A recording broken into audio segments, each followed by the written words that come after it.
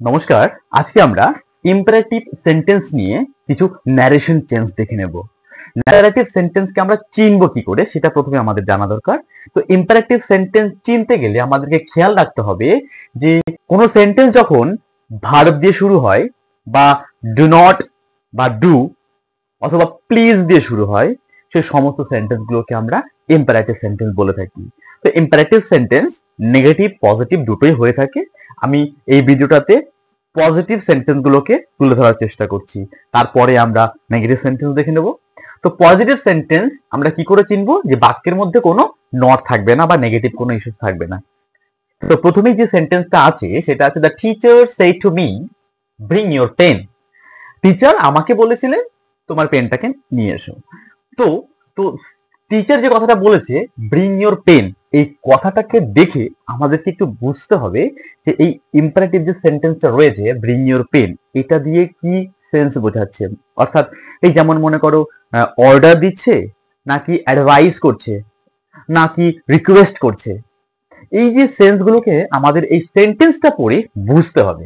তো bring your pen এটা দিয়ে কি বোঝাচ্ছে? কোনো টিচার কোনো স্টুডেন্টকে যখন বলে, দেখো এখানে প্লিজ দিয়ে শুরু নেই, তো এখানে কখনোই আমরা রিকোয়েস্ট এটা হবে না, এই সেন্সটা আসছে না। তাহলে পড়ে থাকলো গিয়ে অ্যাডভাইস আর অর্ডার। তো ব্রিং ইওর পেন, কোনো টিচার কোনো স্টুডেন্টকে সাধারণভাবে তো অর্ডারই করে থাকে, ব্রিং ইওর পেন, তো এটাকে অর্ডার ভাবে নিলাম। কিন্তু এটা কিন্তু অ্যাডভাইস হচ্ছে না। পেনটাকে নিয়ে আসো, এটা তো কোনো অ্যাডভাইস হলো না, এটা তো অর্ডার হলো। তো সেন্সটা যদি অর্ডার হয় তো আমরা অর্ডার লিখবো, যদি কোনো পরামর্শ দেওয়া থাকে, সাজেশন দেওয়া থাকে, তো আমরা সাজেস্টেড বা অ্যাডভাইস লিখতে পারি। আবার প্লিজ থাকলে, অনুরোধ বোঝালে আমরা কিন্তু রিকোয়েস্টেড দিতে পারি। আর ইডিটা আমরা কেন দিচ্ছি ফার্স্ট ফর্মটা? যেহেতু এখানে সেড টু, এই যে ভার্বটা রয়েছে এটা কিন্তু পাস্ট টেন্সে রয়েছে, তাই আমাদের এখানেও কি দিতে হবে? পাস্ট টেন্সে দিতে হবে। তো সেন্সটা আমাদের অর্ডার গিয়ে দাঁড়ালো। তাহলে সাবজেক্টটা কি আছে কি বলতো? সাবজেক্টটা আছে দ্য টিচার। তো সাবজেক্ট যা থাকবে তাই তো আমরা লিখবো, এটার কোনো পরিবর্তন হচ্ছে না। এবার গিয়ে কি হচ্ছে, এই যে সেড টু, এই সেড টু যে এখানে রিপোর্টিং ভার্বটা রয়েছে, এই ভার্বটাকে আমাদের পরিবর্তন করতে হবে এই সেন্টেন্সের সেন্স অনুযায়ী। তো এই সেন্সে কি হচ্ছে? অর্ডার হচ্ছে। তো এখানে আমরা অর্ডার লিখে দেব।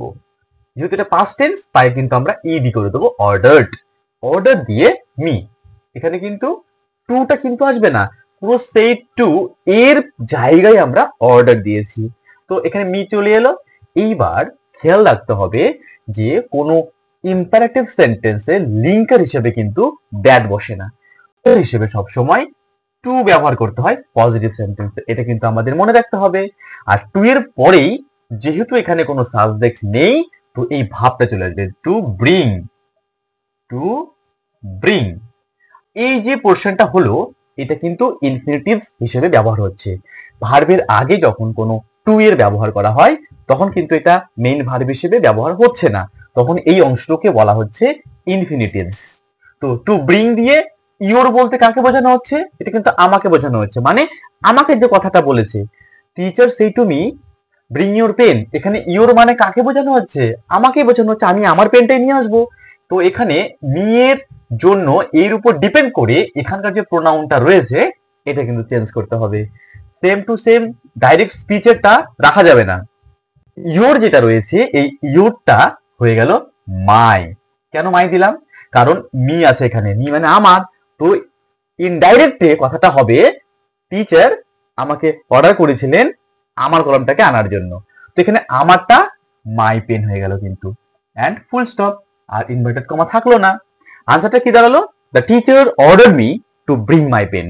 টিচার আমাকে অর্ডার করেছিলেন আমার কলমটাকে নিয়ে যাওয়ার জন্য।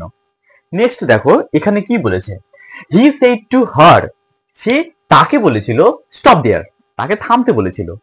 এটা অর্ডার বোঝাচ্ছে এখানে স্টপ দেয়ার। এখানে অর্ডার দ্য সেন্সটা আমরা বুঝতে পারলাম। আর প্রথমেই শুরু হয়েছে সেন্টেন্সটা স্টপ দিয়ে, ভার্ব দিয়ে শুরু হয়েছে, তো আমরা চিনতে পারলাম এটা ইম্পারেটিভ সেন্টেন্স। তো প্রথমে একইভাবে আমরা কিভাবে করব?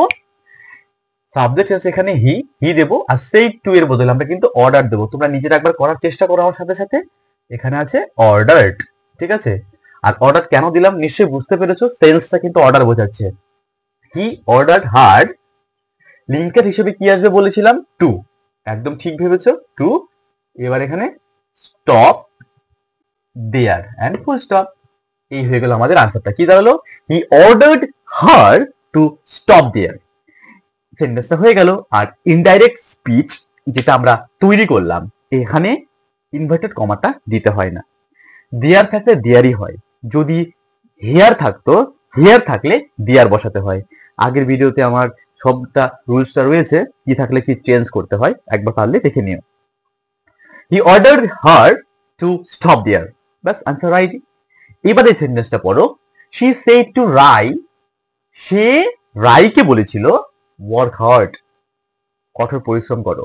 দেখো এই সেন্সটা কিন্তু অর্ডার হচ্ছে না, সাজেশন হচ্ছে, মানে অ্যাডভাইস করছে, জ্ঞান দিচ্ছে যে কঠোর পরিশ্রম করতে হবে। তো কোনো সেন্টেন্স পড়ে যদি আমরা বুঝতে পারি যে সেন্সটা যদি আমাদের আসে, তাহলে কিন্তু আমরা অ্যাডভাইস, অর্ডার, রিকোয়েস্টেড দিতে পারি। হ্যাঁ, কোনো সেন্টেন্স যদি তুমি বুঝে উঠতে না পারো যে অর্ডার হচ্ছে নাকি অ্যাডভাইস হচ্ছে নাকি রিকোয়েস্টেড হচ্ছে, তখন তুমি কি করবে? নিঃসন্দেহে তুমি টোল্ড ব্যবহার করতে পারো। একবার দেখিয়ে দেবো আমি তোমাকে, একবার লক্ষ্য করো, ভিডিওটা দেখতে থাকো। দেখো, she said to Rai work hard, এটা কিন্তু জ্ঞান দেওয়া হচ্ছে, মানে অ্যাডভাইস করা হচ্ছে। তো আমরা এইভাবে করব। শি সাবজেক্ট থেকে গেল শি, যেহেতু সেড টু এর বদলে আমরা বুঝতে পেরেছি এখানে অ্যাডভাইসড করছে, তাই আমরা কিন্তু পাস্ট টেন্সে A D V I S E D, advised. খুব ভালো করে মনে রাখবো, এখানে সি কখন হয়? যখন অ্যাডভাইসটা নাউন ফর্মে ব্যবহার করা হচ্ছে, পরামর্শ বোঝাচ্ছে, তখন সি হয়, কিন্তু ভার্বে এসে কিন্তু এস হয়, এটা আমাদেরকে খেয়াল রাখতে হবে।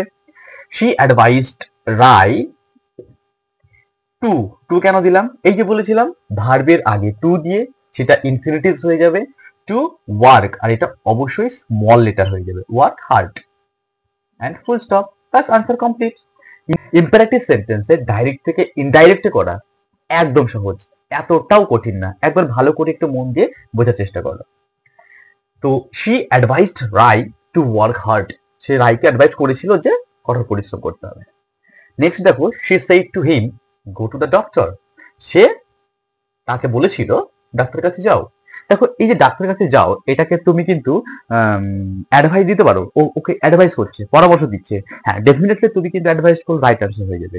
ধরো তুমি কোনো সেন্টেন্স বুঝতে পারলে না, তো তুমি অ্যাডভাইসের বদলে ওখানে তুমি টোল্ড দিতেই পারো, এটা কিন্তু ভুল হবে না, ডেফিনেটলি মনে রাখবে এটা।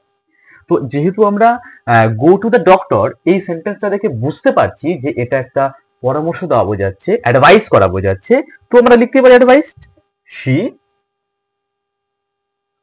Advised him.